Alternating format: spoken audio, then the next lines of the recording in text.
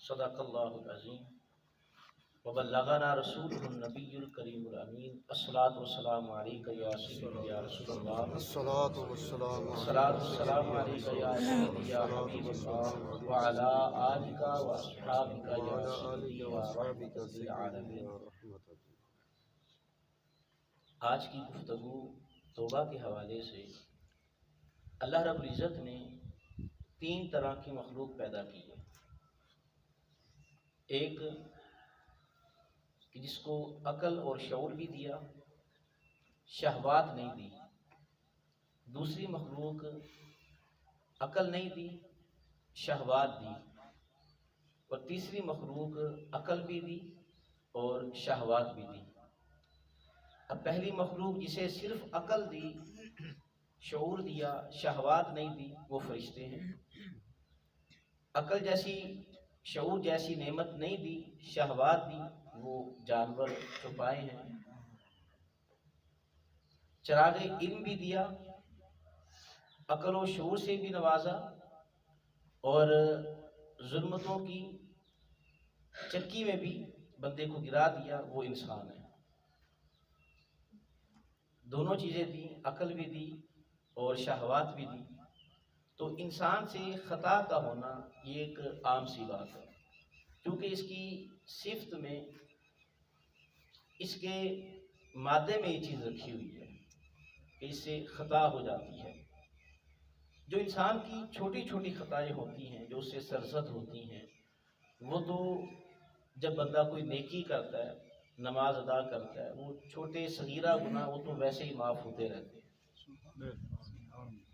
ایک روایت میں آتا ہے کہ جب آدمی کوئی خطا کرتا ہے، یہ بایاں فرشتہ لکھنے لگتا ہے، تو دایاں فرشتہ بائیں سے کہتا ہے اب اس کے گناہ کو نہ لکھو۔ آدمی دوسرا گناہ کر لیتا ہے، تیسرا گناہ کرتا ہے، چوتھا، یہاں تک کہ 5 گناہ ہو جاتے ہیں۔ 5 گناہ کرنے کے بعد وہ ایک نیکی کر لیتا ہے۔ اب دایاں فرشتہ بائیں سے کہتا ہے آؤ ہم سودا کر لیں۔ اس نے ایک نیکی کی ہے اور ایک نیکی کے بدلہ میں 10 نیکیاں ملتی ہیں، میں اس کی 5 نیکیاں لکھ دیتا ہوں، 5 نیکیوں کے بدلہ میں تم اس کے گناہ مٹا دو۔ اور اللہ رب العزت نے خاص اس امت پر اپنا خصوصی کرم کیا کہ ایک نیکی کے بدلہ میں 10 نیکیاں لکھتا ہے، اور خطا کے بدلہ میں صرف ایک خطا لکھتا ہے۔ یہاں تک کہ ایک آدمی برائی کے ارادے سے چل پڑتا ہے اور پھر کچھ دور جا کر اس کے دل میں اللہ کا خوف پیدا ہو جاتا ہے، حیا آ جاتی ہے، وہ واپس اپنے اس ارادے سے واپس آ جاتا ہے، تو اس کے کھاتے میں بھی ایک نیکی لکھی جاتی ہے کہ اس بندے نے گناہ کا ارادہ کر کے اس کو چھوڑ دیا ہے۔ حضور صلی اللہ علیہ وآلہ وسلم کے پاس ایک شخص آیا، اس نے کہا کہ یا رسول اللہ میں بہت زیادہ گناہ گار ہوں۔ فرمایا کہ تیرے گناہ کتنے ہیں؟ کہا کہ یا رسول اللہ میں بہت گناہ گار ہوں۔ فرمایا کہ آسمان سے بھی زیادہ ہے؟ جی یا رسول اللہ آسمان سے بھی زیادہ ہے۔ زمین کے ذرات سے بھی تیرے گناہ زیادہ ہیں؟ اس نے کہا کہ جی۔ فرمایا کہ اچھا کیا تیرے گناہ اللہ کی رحمت سے بھی زیادہ ہے؟ اب وہ خاموش ہو۔ کہا کہ نہیں، اللہ کی رحمت سے زیادہ میرے گناہ ہیں۔ تو اللہ رب العزت اتنا کریم ہے، اتنا مہربان ہے، اگر اس نے انسان کی صفت میں گناہ جیسا عنصر رکھا ہے تو اس نے پھر معافی کا دروازہ بھی رکھا ہوا ہے کہ بندے تجھ سے خطا ہو گئی تو یہ معافی کا دروازہ ہے، آجا تیرے سارے گناہوں کو معاف کر دوں گا۔ بنی اسرائیل کا وہ شخص، امام بخاری علیہ رحمہ نے اس حدیث کو نقل کیا ہے، 99 آدمیوں کا قاتل تھا، اس کے بعد اس کے دل میں خوف پیدا ہو گیا، اللہ کا ڈر پیدا ہو گیا۔ وہ کسی کے پاس گیا، وہ کوئی زاہد خشک مزاج تھا، اس کے پاس گیا، کہا کہ میرے کوئی توبہ کی صورت ہے؟ اس نے کہا کہ نہیں۔ جب اس نے کہا کہ نہیں ہے، وہ تو پہلے 99 آدمیوں کا قاتل تھا، اس نے کہا 99 کا اور 100 کیا، اس نے اسے بھی قتل کر دیا، اس نے مجھے کوئی راستہ ہی نہیں بتایا کہ کوئی معافی کا کوئی راستہ بھی ہے کہ نہیں ہے۔ لیکن ایک جستجو تھی، ایک آرزو تھی کہ چلو میں کسی سے جا کر پوچھوں کیا کوئی توبہ کا راستہ ہے، کوئی گنجائش نکلتی ہے۔ کسی نے کہا کہ فلاں جگہ پر اللہ کے نیک بندے رہتے ہیں، ان کے پاس جاؤ، شاید وہ تمہیں کوئی صورت بتا دے، کوئی راستہ بتا دے۔ اتفاق ایسا جا رہا ہوتا ہے کہ اس کا وقت مکمل ہو جاتا ہے اور اس کی روح قبض کر لی جاتی ہے۔ اب نیکی کے فرشتے بھی، برائی کے فرشتے بھی، جو بدی کے فرشتے ہوتے ہیں، جو گناہ گاروں کو لے کر جاتے ہیں وہ والے فرشتے بھی آ گئے. اب نیکی والے فرشتے کہیں کہ بھئی یہ ہم اس کو اپنے ساتھ لے کر جائیں گے کیونکہ توبہ کے ارادے سے چل پڑا تھا. جو دوسرے فرشتے تھے جو برے لوگوں کو لے کر جاتے تھے وہ کہنے لگے ابھی توبہ تو نہیں کی تھی، ابھی کی تو نہیں تھی نا، تو لہٰذا اس کو ہم اپنے ساتھ لے کر جائیں گے. اب دونوں کے درمیان ایک تنازع ہو گیا تو اللہ رب العزت نے ان کے درمیان فیصلہ کیا، فرمایا کہ اس طرح کرو زمین کو ناپ لو. اللہ والوں کی جانب اگر یہ زیادہ راستہ طے کر کے آ گیا تو پھر نیکی کے فرشتے لے جائیں. اگر اللہ والا اس بندے کے درمیان فاصلہ زیادہ ہے تو پھر یہ جو دوسرے فرشتے ہیں جو برے لوگوں کو لے کر جاتے ہیں یہ لے جائیں.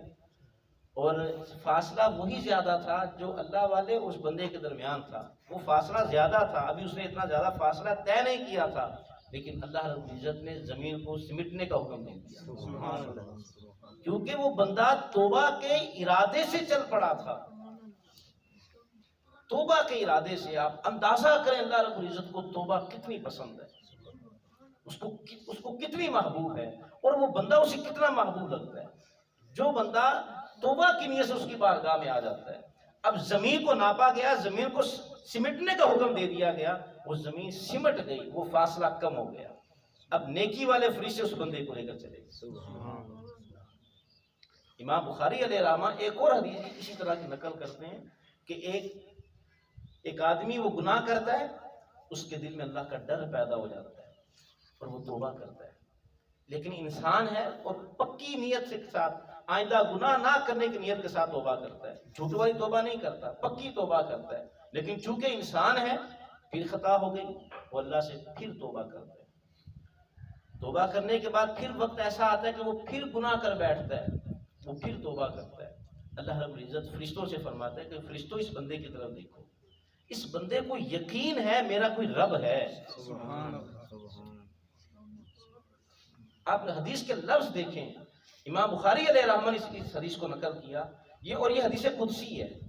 اللہ رب العزت فرشتوں سے فرماتا ہے کہ فرشتوں اس بندے کی طرف دیکھو، اس بندے کو یقین ہے میرا کوئی رب ہے جو میرا مواخذہ کرے گا. وہ اس مواخذے کے ڈر سے کہ میرا رب سوال و جواب کرے گا، میں کیا حساب دوں گا اور کس طرح اس کے سامنے کھڑا ہوں گا، اور یہ شرمندگی سے بچنے کے لیے توبہ کرتا ہے، بار بار توبہ کرتا ہے. فرشتوں گواہ ہو جاؤ میں نے اپنے اس بندے کو بخش دیا، میں نے اپنے اس بندے کو بخش دیا.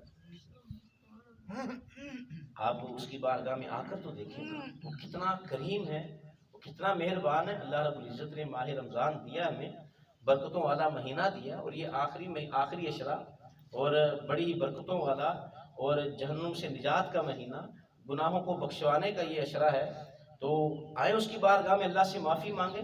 اور آج کی رات جو آئے گی اب یہ طاق رات ہے، اور شب قدر لازمی نہیں کہ وہ 27ویں کو ہو، یہ کوئی نہیں ہے، وہ آخری اشرے کی طاق راتوں میں کسی بھی رات میں آ سکتی ہے.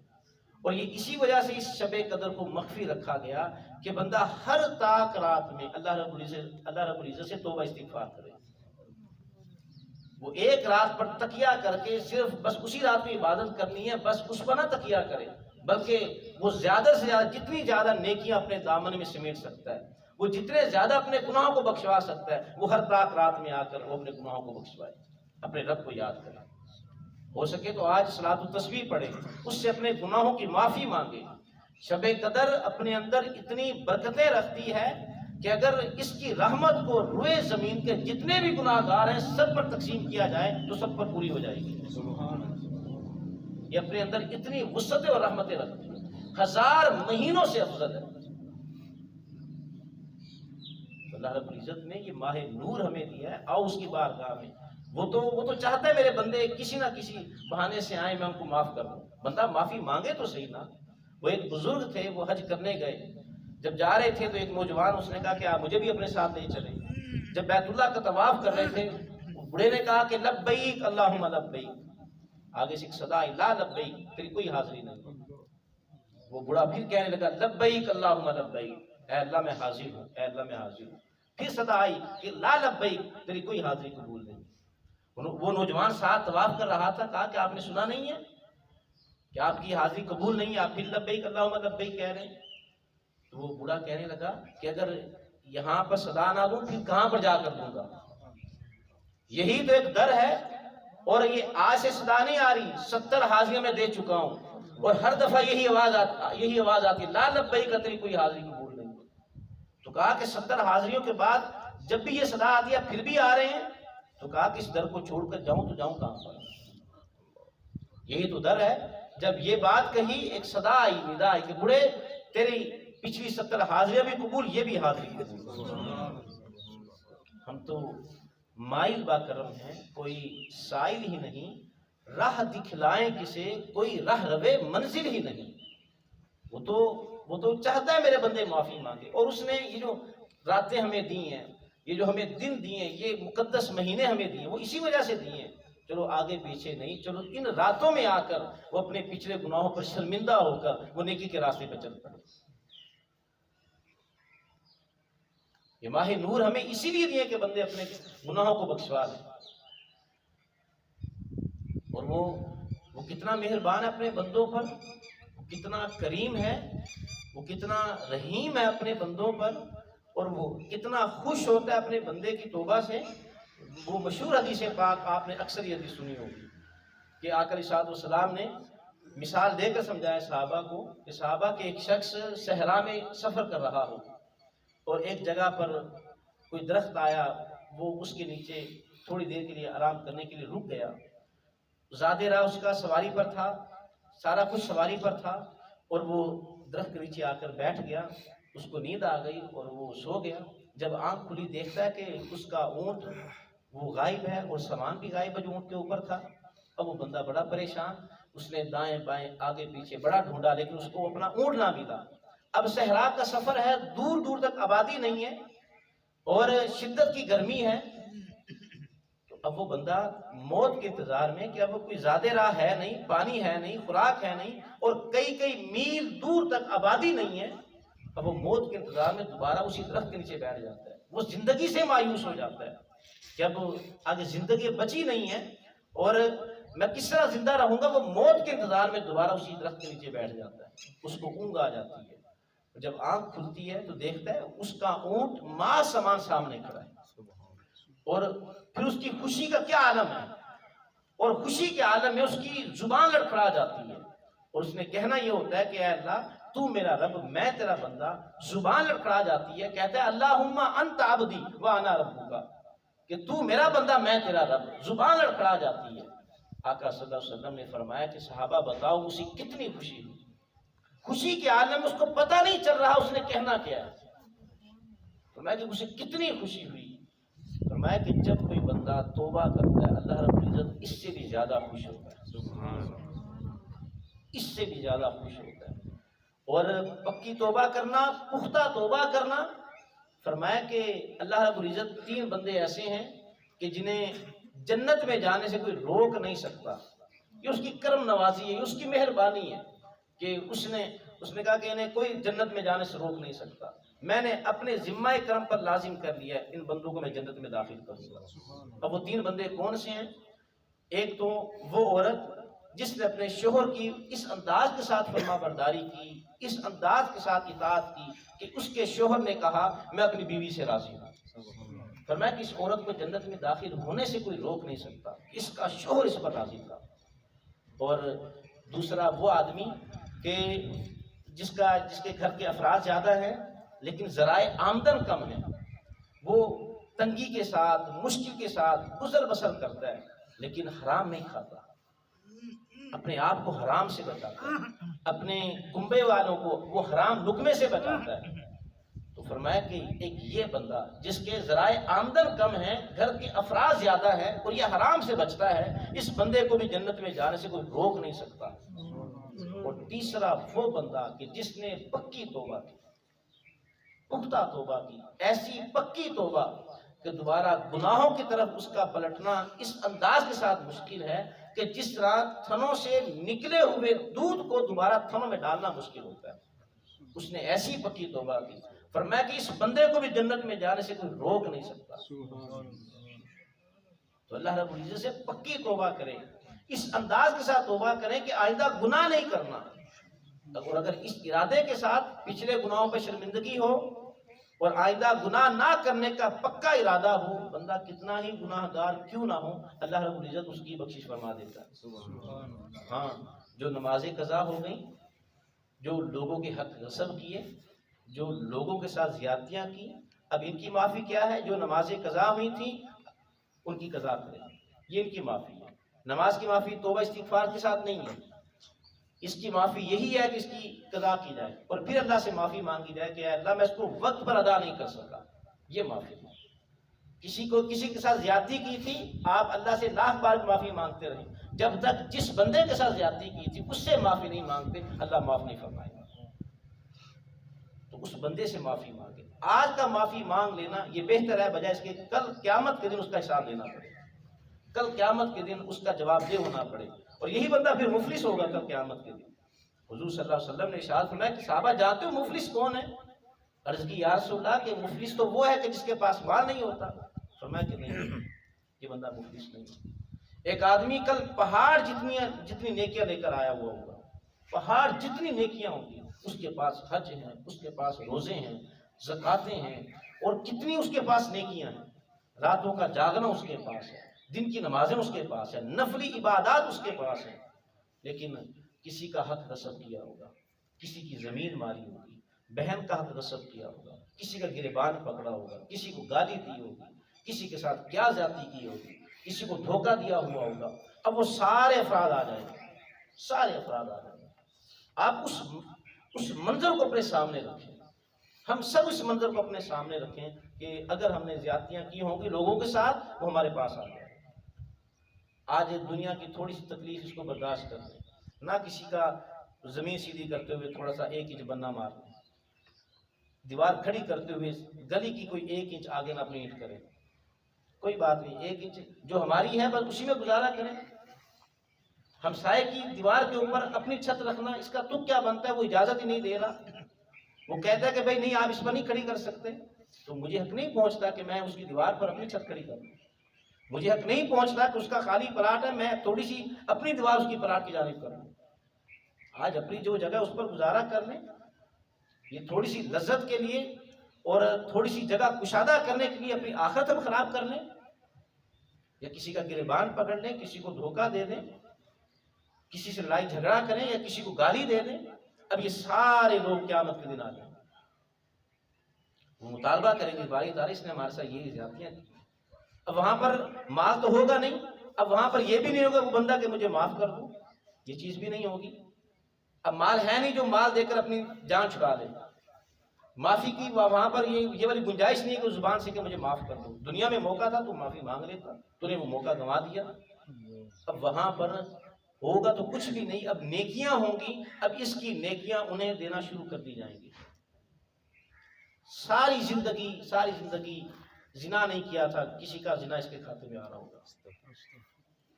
پہلے تو ایسا ہوگا کہ اس کی نیکیاں جتنی زیادتیاں کی ہوں گی انہیں نیکیاں دی جائیں گی، اور یہاں تک کہ ساری نیکیاں چلی جائیں گی، جو پہاڑ جتنی نیکیاں ہوں گی ساری نیکیاں ختم ہو جائیں گی، لیکن جن لوگوں کے ساتھ زیادتیاں کی ہوں گی وہ بھی لائن میں کھڑے ہوئے ہوں گے۔ اب نیکیاں تو ختم ہو گئی ہیں، اب ان کے گناہ اس کے کھاتے میں ڈالنا شروع کر دیے جائیں، ان کے زنا، ان کی چوریاں، ان کی بدکاریاں، ان کی شراب پینے، وہ سارے اس کے کھاتے میں ڈال دیے جائیں۔ ساری زندگی شراب نہیں پی ہوگی، اس کی شراب اس کے کھاتے میں آ رہی ہوگی۔ ساری زندگی زنا نہیں کیا، بدکاری نہیں کی، وہ اس کا گناہ اس کے کھاتے میں آ رہا ہوگا۔ بے حیائی نہیں کی، اس کی بے حیائی اس کے کھاتے میں آ رہی ہوگی۔ تو فرمایا کہ میری امت کا یہ بندہ مفلس ہوگا۔ تو توبہ کا یہ معنی نہیں ہے کہ صرف آپ اللہ سے معافی مانگیں، اللہ سے معافی مانگنی ہے جو آپ نے نمازوں میں کوتاہیاں کر لی ہیں، جو آپ نے اللہ کے جو حقوق تھے ان میں کوتاہیاں کی ہیں، وہ اللہ معاف فرمائے گا، وہ اللہ کا ذاتی معاملہ ہے۔ وہ چاہے تو جو نمازیں نہیں بھی پڑھی تھی وہ کرم کرے تو وہ بھی معاف کر دے، لیکن اس کی قضا کی جائے۔ لیکن جو بندوں کے ساتھ زیادتیاں کی ہیں وہ پہلے بندوں سے معافی مانگنے کے بعد پھر اللہ سے معافی مانگی جائے۔ آج کا معافی مانگنا یہ کوئی زیادہ مشکل نہیں ہے، بجائے اس کے کر حساب دیا جائے۔ آقا صلی اللہ علیہ وآلہ وسلم نے کثرت کے ساتھ توبہ استغفار کرنے کی تلقین کی اور فرمایا کہ میں دن میں 70 بار استغفار کرتا ہوں، 70 بار استغفار کرتا ہوں۔ صحابہ نے کہا یا رسول اللہ آپ بھی استغفار کرتے ہیں حالانکہ آپ تو بخشے ہوئے ہیں؟ تو حضور صلی اللہ علیہ وسلم نے ارشاد فرمایا کیا میں اللہ کی رحمت کا حقدار نہ بنوں؟ اس لیے کہ اللہ رب العزت کو یہ بڑا ہی محبوب ہے کہ میرا بندہ اس کو یقین ہے میرا کوئی رب ہے، اور وہ پھر وہ کہتا ہے کہ اے اللہ تو مجھے معاف کر دے، استغفر اللہ استغفر اللہ استغفر اللہ، اے اللہ تو مجھے معاف کر دے، میں توبہ کرتا ہوں۔ امام حسن بصری علیہ رحمہ آپ بیٹھے ہوئے تھے، شاگرد بیٹھے ہوئے، ایک آدمی آیا، اس نے کہا کہ بہت پریشان ہے۔ کیا پریشانی ہے؟ تنگی ہے، رزق کی تنگی ہے، گھر میں فاقے ہیں، دعا کر دیں۔ فرمایا کہ استغفار پڑھا کرو، استغفر اللہ کہا کرو۔ ایک اور شخص آیا، اس نے کہا کہ اولاد نہیں ہو رہی، فرمایا کہ استغفر اللہ پڑھا کرو۔ ایک اور شخص آیا، اس نے کہا کہ بارش نہیں ہو رہی، ہماری فصلیں تباہ ہو گئی، فرمایا کہ استغفر اللہ پڑھا کرو، کثرت کے ساتھ پڑھا کرو۔ وہ پاس جو شاگرد بیٹھا ہوا تھا، اس نے کہا کہ آپ کے پاس 3 لوگ آئے ہیں الگ الگ حاجتیں لے کر، آپ نے سب کو ایک ہی وظیفہ بتایا، استغفر اللہ استغفر اللہ۔ تو آپ نے فرمایا کیا تم نے قرآن نہیں پڑھا؟